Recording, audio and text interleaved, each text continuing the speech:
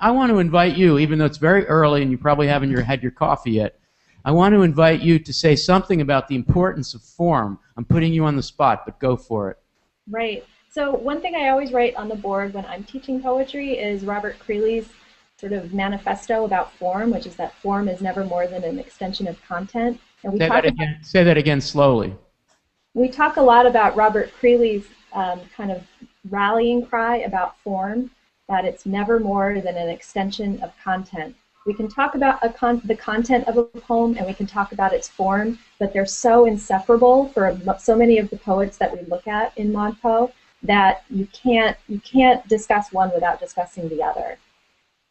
Great. So how would you translate Creeley's statement in simple language? I would say It's actually that quite simple already, but yeah, a lot of us come to poetry with the assumption that form is like this thing that you pour the content into. It holds the content of the poem and shapes it. But what Creeley is saying is that the form is the content. The form has meaning. The form is saying something in the poem. can anyone? Thank you, Julia, and thank you, Bob Creeley. Can anyone here think of an example of a poem that we've talked about already, in which the form really has its own message, that the form actually is something you need to read as a kind of content? Who wants to take a stab at that? I think you could say grandfather. Dave, come close to the mic. I think you could say grandfather advised me has an important form in terms of content because it's sort of trying to mirror the drudgery of condensery.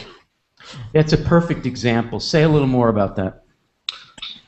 Well, poems traditionally are very large and flowing and try to capture a great deal of emotion and thought and use flowery language.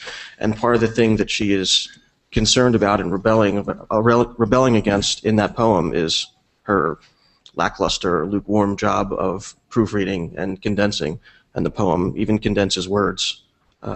So ironically, she creates a sort of excitement out of the drudgery because she's able to do what she does well right there in the poem and produce an example of what she does. So there's there's drudgery and celebration at once, and the form is really an instance of the kind of work she does. What a great example.